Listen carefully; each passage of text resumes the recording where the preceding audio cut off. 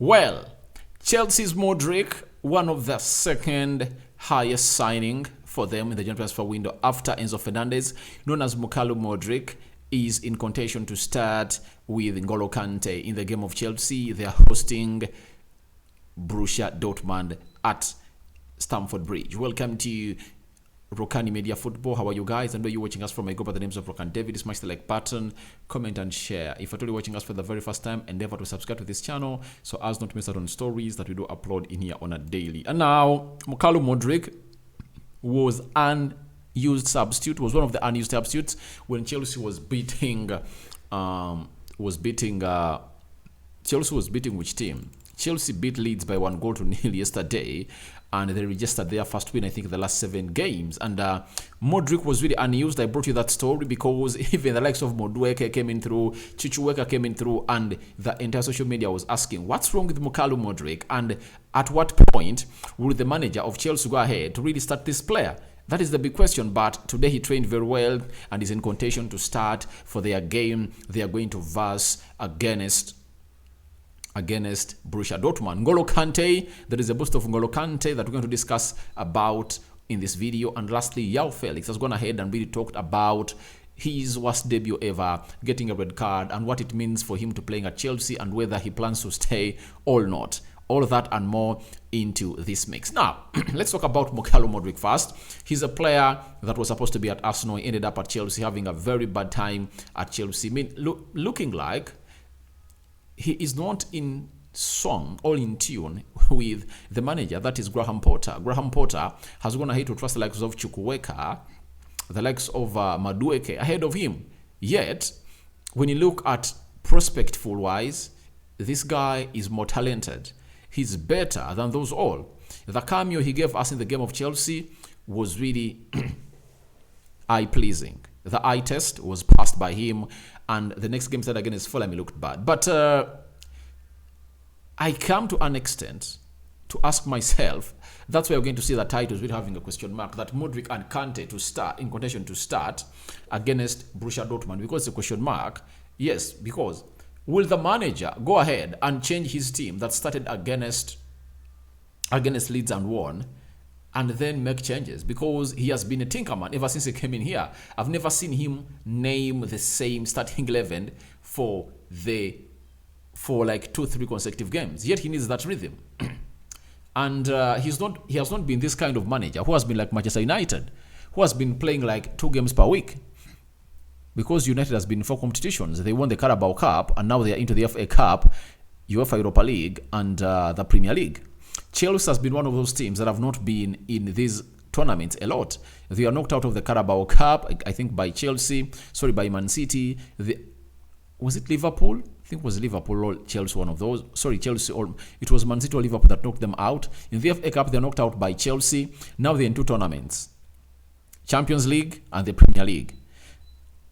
There is a time when Chelsea took 2 weeks without playing the game of football.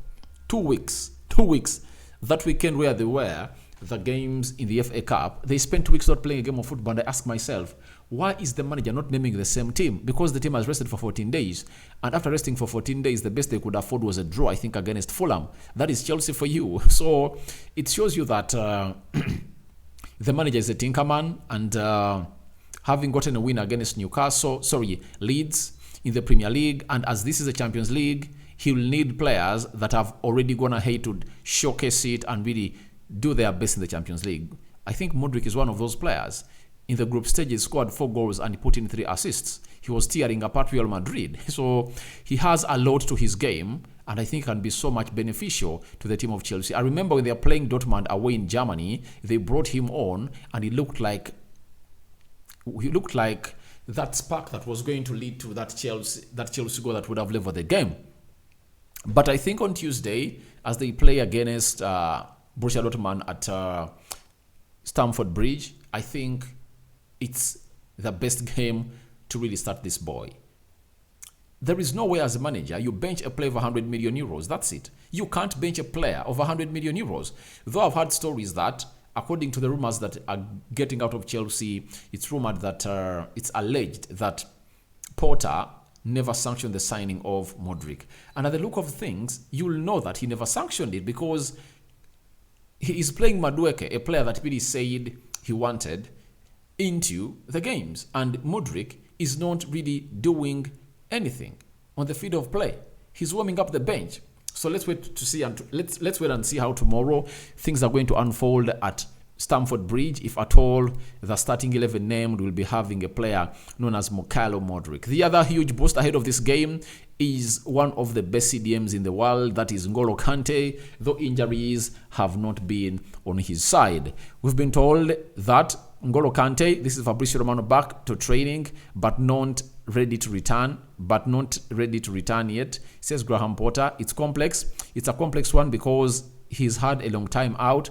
It's how you get him back to speed to play top level. He won't be able to go straight in for 90 minutes anytime soon, he added. Now, he hints about him not being ready to play 90 minutes, meaning that he can come in through and really play some 10, 15, like that, depending on the game situation, whether it will be calling in for his services. But when you look at what is happening at Chelsea, they're having very many midfielders, and you think that he might think about it and say, let me go in for Ruben Loftus-Cheek. That's it.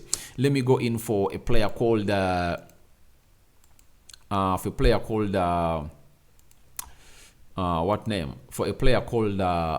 Kovacic and Enzo Fernandez. Zakaria is back. So the manager won't really risk his job, according to me. But it's really going to be a very hard fixture for Chelsea because they never scored a goal away at Borussia Dortmund. All what they need is a 2-goal win difference between them and Borussia Dortmund. That will see them go through, and it will going to require more than effort for them to go through, because Borussia Dortmund is a team that I saw play Man City. That game ended 1-1. Remember, Borussia Dortmund took the lead. Man City came from behind, leveled the game. I think it was Haaland that leveled the game, and then a winner was scored by which player. So it shows you the likes of Jude Bellingham, Marco Reus, Ben Leeds, Hazard, Tozan Hazard, Ram. They're having very good players at Borussia Dortmund. They can really come out and turn out and really force out a result that is positive for the team of Dortmund. So Chelsea needs to find themselves in a position of not really throwing in the towel anytime when the game is going to start, or anytime the game starts. Now let's talk about Joao Felix. He's one of those players that we know that has been a happy player at Chelsea ever since he left Atletico Madrid. Then he has told us that in terms of if I want to stay or not, the future, no one knows. I'm focused on tomorrow's game or today's game. After that, we don't know what will happen. The club is amazing. I'm happy to be here. That is a player called Joao Felix. So he's happy to be at Chelsea, and obviously he will be happy to be at Chelsea because he's under a manager who really plays what we call tiki-taka style of play and believes in what we call building the play from the back. That is the manager of a team called Chelsea, that is Graham Potter. But at Atletico Madrid, he had a pragmatic manager, Diego Simeone, who never believed in such systems. Yet such systems are where this man fits. And it's just 23 years, 23 years of age. I think he's really a good one to have at our club. Then Joao Felix said again, I'm happy to play, help the team and club to win trophies. I just fight for that. Sorry about that. To win trophies, I'm on loan. By the time I'm here, I want to help play, score and win. But I think in the Premier League, he can't win it. The Champions League, if at all they really knock out Borussia Dortmund, you never know, Chelsea might turn out a very good player, a very good team that can go ahead and really shock very many other teams on the field of play as far as the Champions League is concerned. So let's wait and see how they're going to play on Tuesday. If at all helps them go through to the round of the quarterfinal, that will be great. Then he summed up his talk by telling us that it's not normal for me to get a red card. It was a stupid red card versus Fulham. We and I was playing good. That means Chelsea and him were playing good.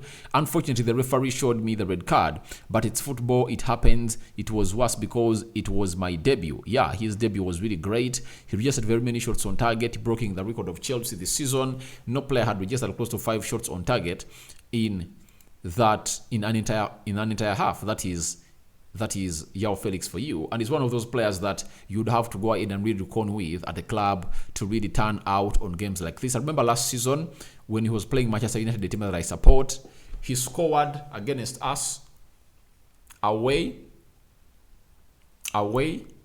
in Atletico Madrid. When he came at Old Trafford, he did the same. That is Joao Felix for you. And I think we can call it a night for the Chelsea fans. So this has been the Chelsea News Show. What are your thoughts about Mudryk and Kanté in contention to start tomorrow as Chelsea takes on Borussia Dortmund? May the Almighty Lord bless you abundantly. Rokani remains my name. I sign out for now. See you later, my good.